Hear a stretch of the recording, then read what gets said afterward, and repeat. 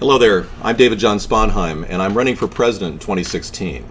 This is America's Third Party, a nightly show where we go into detail talking about issues that are concerning people around the country.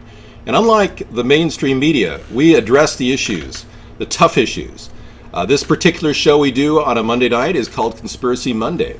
And we talk about the issues of, are there aliens? Are there things like crop circles that really do exist? I mean, one might argue that this crop circle behind me is impossible to replicate, that there's no way that it could be replicated. Or this one right here cannot possibly be replicated by human beings. So that raises the question, why would we possibly doubt that aliens could exist, especially with all the sightings of aliens? Well, the alien issue is a good one to start Conspiracy Monday on because it really is a dividing line, a litmus test, to determine whether you believe anything's possible or not. There are a lot of doubting Thomases out there who believe that there's no such thing as a conspiracy theory, they're all bad. When in fact, Julius Caesar and Cassius and Pompey were conspiring to rule over all of Rome. And we know that these conspiracies have existed for centuries.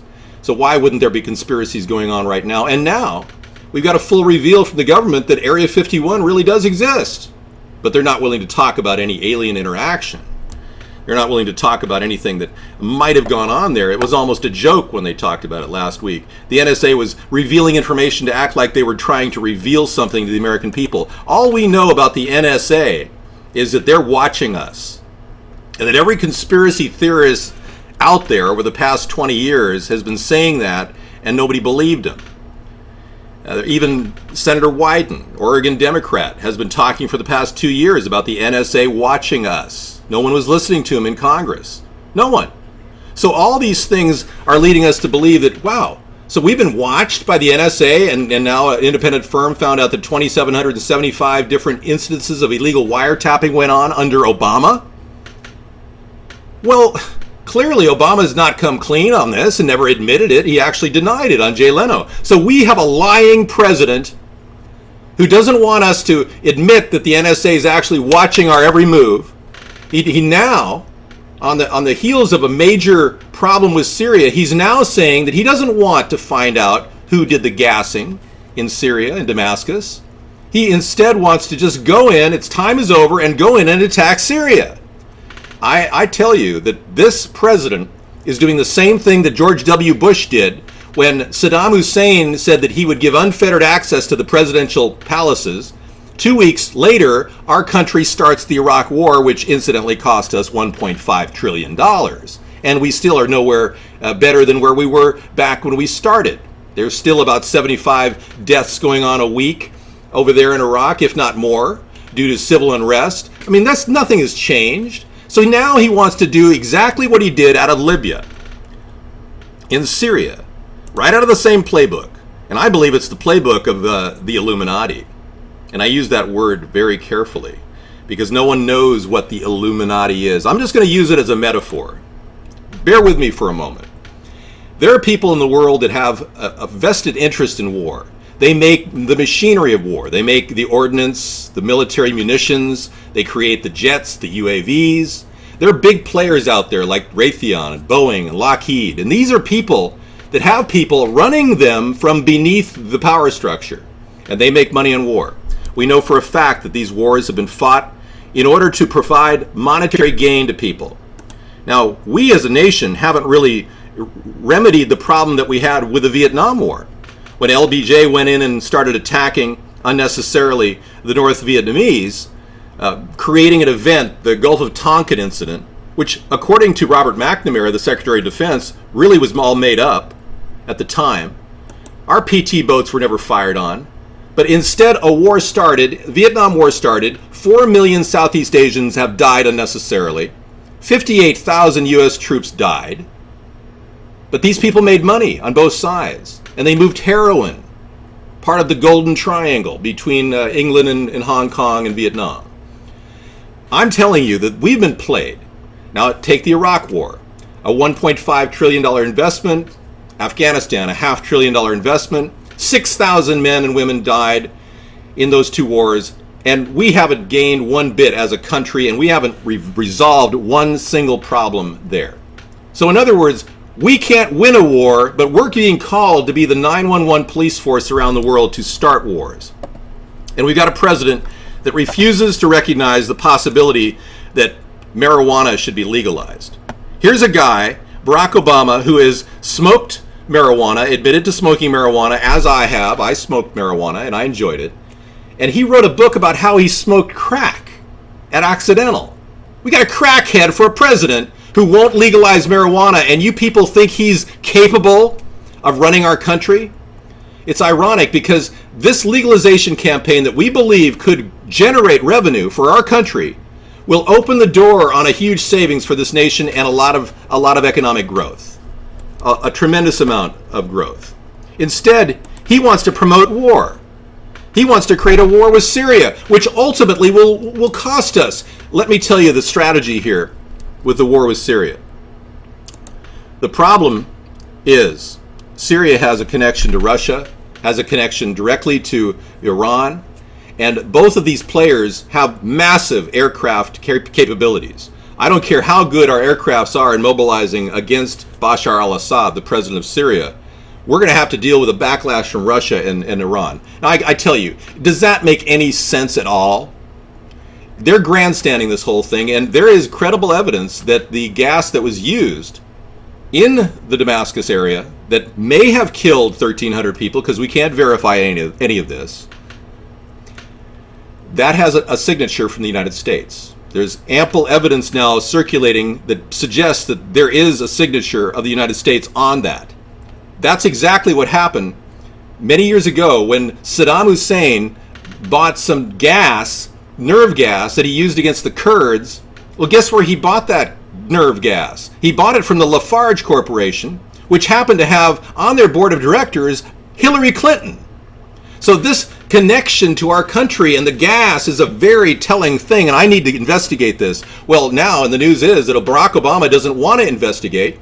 Syria says, yes, open the doors to investigation. He doesn't want to do that. He wants to go in and strike, just like George W. Bush did with the attack on Saddam Hussein in the Iraq War. So I tell you, if we've got people in here who don't understand the foul nature of our business of making wars, then we obviously have fallen as a nation in terms of our ability to question our leadership. Not even our congressmen, like Senator Wyden, can raise the awareness of the American people about the dangers of this police state that's forming. Not one person really in the media is openly stating that our nation is being led down the wrong road. So it's almost like, can anyone question whether the king has no clothes? Is anyone allowed to say that we have failed in every single war attempt that we've tried and many people have died and this has got to stop? Or are we just going to lull ourselves into sleep and let our children and boys, young men, go off to war and die and get into these little cemetery graves where they spend the rest of their eternal life in a box? So you don't care, do you? Some of you people actually are so oblivious to what's happening that you think that another 3 more years of Barack Obama and everything's going to be just fine. Meanwhile, he's destabilizing relations with countries all around the world. Egypt is one of them. He's the reason why Muammar Gaddafi fell from grace in Libya. And in Yemen and Tunisia, he's the reason with his supporting of Arab Spring. Basically, our country has been led down this whole road toward Islamicism, and now the CIA puts the skids on in Egypt and says, oh no, and then they start funding an attack on the Muslim Brotherhood to counter the mistakes they made in the past. This is a train wreck gone out of control. And the only way we can have some semblance of order and intelligence is to develop a third party. The only check and balance left in our government is a third party. And I wouldn't say that because I'm a third party candidate if I didn't believe it. Basically, the Department of Homeland Security has increased their budget to $72 billion a year. Here's an organization that never existed up until now. And let me show you, they've got something in mind here. Local supervision and management of screening operations during a security event. Multiple screening units can be wirelessly networked to a single command module. minimizing the resources needed to manage large events, and Okay. providing a cost-effective means of providing on-site security operations at a large event. Climate-controlled data processing areas in both mobile modules provide ample space for on-site data processing and analysis equipment. The mobile modules are secured by a security system that protects the equipment and sensor data during operation and storage. Okay, this is the background I was looking for. Thank you. This is what they have in mind for us. These types of screening units. This is the Department of Homeland Security's screening unit that will be deployed around the country. We're looking at potential martial law in our country if they choose. And they'll be using this same technology to screen people on a daily basis and route them to various places like FEMA camps. Now, if you're going, wow, this guy's really unhinged, he's off the deep end, he's making everyone fearful about government takeover, martial law, blah, blah, blah. I'm not trying to arouse your fear. I'm trying to tell you that the mechanism is in play for the government to create any kind of false flags, including wars in Syria, to cover their monetary rip-off of the American government and the people. Now, let me explain. They've been printing up money so fast that they gave the Department of Homeland Security $72 billion allocated for 2013. That money is going to be used to buy bullets. They're purchasing 1.6 billion rounds of bullets. They've got 2,717 armored cars being produced to handle the takedown of the American people in case of martial law. I'm not trying to create fear here, mind you. I'm trying to tell you what's really happening, okay? And they've got this ability to ultimately put people in rail cars and send them to FEMA camps. Fort Lewis in Washington State is ostensibly a FEMA camp. It's been retrofitted to control the selection of people right off I-5, going right into the FEMA camps. I'm telling you, this is all there. Everything is in place right now. There's over 800 FEMA camps in the United States, all set up to take care of you. And I mean take care of you. All of you. No matter what you are, who you are, or how much money you've got, they got a place for you at FEMA. The reality is, folks, the two-party system is walking in goose-step fashion with this national socialist president we've got, Barack Obama. And unless we get a genuine people's president to the White House in 2017, this structure right here behind me and this methodology will take you down. I don't care how protected you are, how many guns you have, it will take you down. And that's not what I want for the human race. That's not what I want for this country. I want this nation to have no fencing around the FEMA camps. I don't want any of these screening vehicles. It's crazy. It's absurd. And I want to get back to what really matters in this country, and that is our freedoms.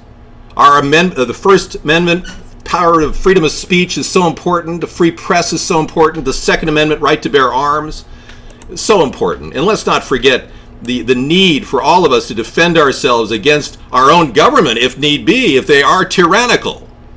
So I must tell you that if we don't start realizing that this technology is ultimately going to be used against the American people, then we as a nation will not be able to recover. A local audible alarm is triggered and a monitoring station is notified via cellular network. The FAST Demonstration Laboratory is working towards providing an operationally ready security checkpoint.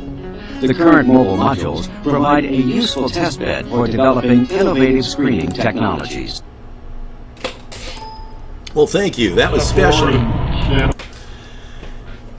Well, this is about all I can say to you to make you realize that, yeah, we need to legalize marijuana, we need to end war, we need to get a party built, a third party, and I ask all of you to go into our website, americasthirdparty.com, click on your state, and check and see how to get me on the ballot in your state. We've got everything laid out for you. Every state is different, and you can actually get involved. You know, if you just want to tell people about a third party, that'd be great. You can tweet at third party. You can post our link, americasthirdparty.com, in all your blogs and your forums.